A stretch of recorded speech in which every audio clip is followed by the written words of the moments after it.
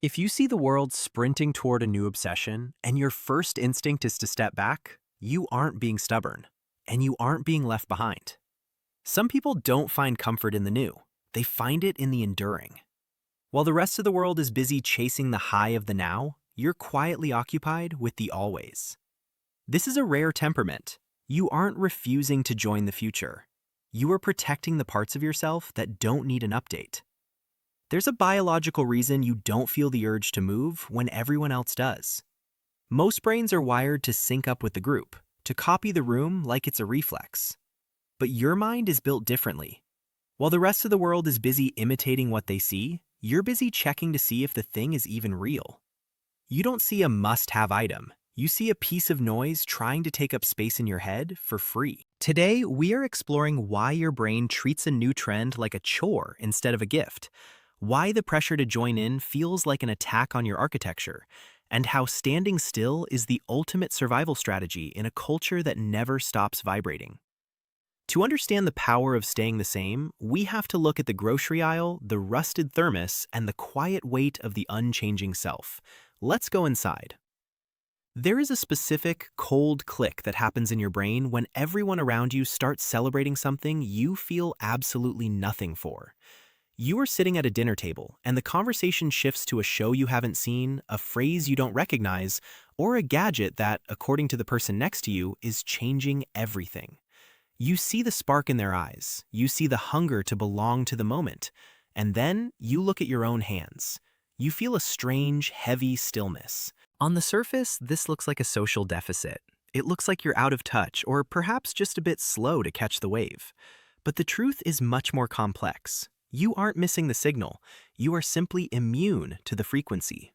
Imagine you're standing in a brightly lit store, staring at a lime green bottle of an energy drink that is currently more valuable than gold.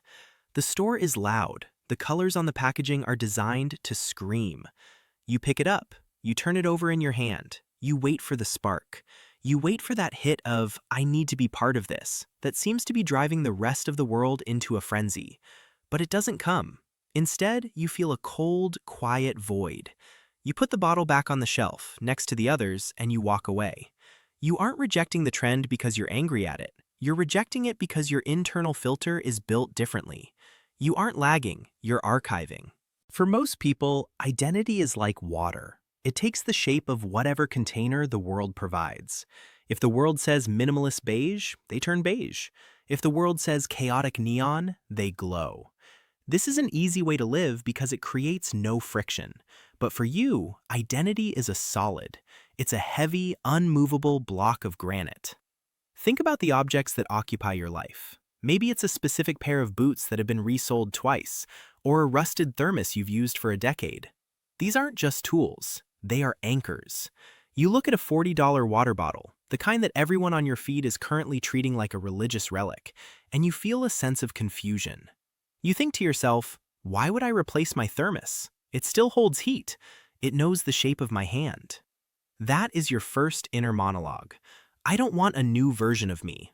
This creates a specific kind of social pressure. When you are the only one in the room who hasn't updated, you become a mirror. People look at your old phone or your unbranded clothes, and they don't see an object, they see a challenge. Your refusal to join the crowd makes them question why they are in it. You are the one who stays back to see if the bridge holds before the rest of the tribe crosses it. While the explorers are out chasing the high of the now, you are quietly occupied with the always. You are the custodian of the always. When you see a trend exploding, you don't see a fun moment, you see a chore. You think to yourself, how much energy will it take to learn these new words? How much of my own taste do I have to hide to find this interesting? For most people, the easiest path is to join in. But for you, the easiest path is to stay exactly where you are. Moving toward a trend feels like pushing a boulder uphill. Think about the last time a specific style or movie took over the internet. You saw the memes, you saw the lifestyle videos, you saw people rearranging their entire homes to fit a 30-second clip. You told yourself you would wait until the air is clear. You would wait to see if this actually matters. You do this because you are interested in things that have weight. Most trends are helium. They are bright, they rise fast, and then they vanish, leaving nothing behind. You are looking for the things that stay on the ground when the wind blows. This leads to the second inner monologue. If I join this, I disappear. There is a fear in you, not a fear of being different, but a fear of being diluted. You have worked hard to build who you are. You have chosen your books, your music, and your values with care. To let a trend in feels like letting a stranger move into your house and move the furniture. We are told that following the times is how you survive. But nature tells a different story. In any system, you need the stabilizers. Think of a forest. You have the vines that grow rapidly, climbing over everything to reach the light. They are the trends. They are fast, they are aggressive, and they die the moment the season turns. Then you have the oaks. They don't move for anyone. They don't change to match the vines. They simply endure. You are the oak.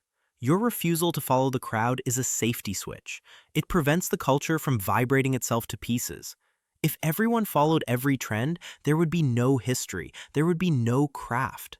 You look at a piece of cheap, viral furniture made of sawdust and glue, and you think, my grandfather's desk is 100 years old and it's still standing. Why would I bring this ghost into my home? This leads to the third inner monologue. I am the only one who decides what is allowed to last. That is a profound power. It is also a very lonely one. It means you will often be the blank space on the social map. You will be the one who doesn't get the joke, the one who is still holding the rusted thermos while the world glows in matte finish neon.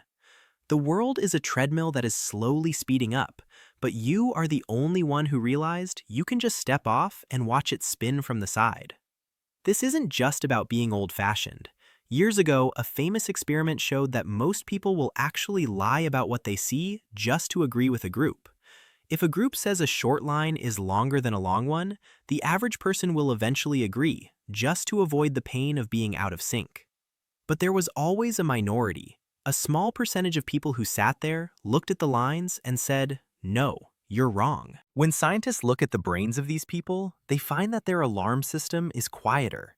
They don't feel the same threat of being left out that others feel. Your brain is literally built to prioritize reality over the tribe.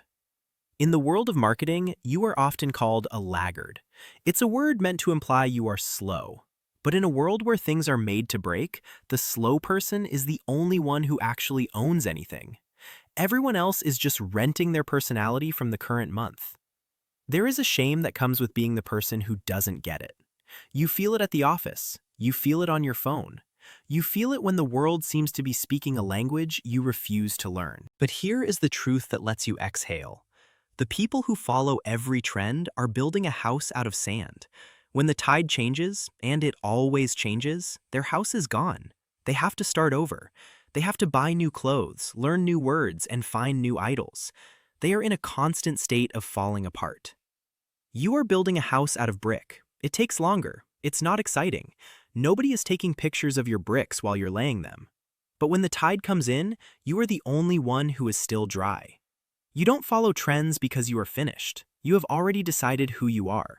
And that person doesn't need to be validated by a bright bottle or a viral dance. If you find value in these quiet excavations of the mind, consider subscribing to The Missing Key. We don't move fast here, we just move deep. Before you go, I want to ask you about your anchor. What is the one object, habit, or idea that you have kept for over a decade while the rest of the world changed its mind? Tell us in the comments. Let's build a gallery of the things that last. You don't need to hide away to be yourself. You can walk through the loudest, trendiest street in the world and remain completely untouched. Look at the people around you, rushing to catch a wave that is already starting to break. Then, look at your own hands. Feel the weight of your own choices. You are not behind. You are exactly where you were always meant to be. And that is enough.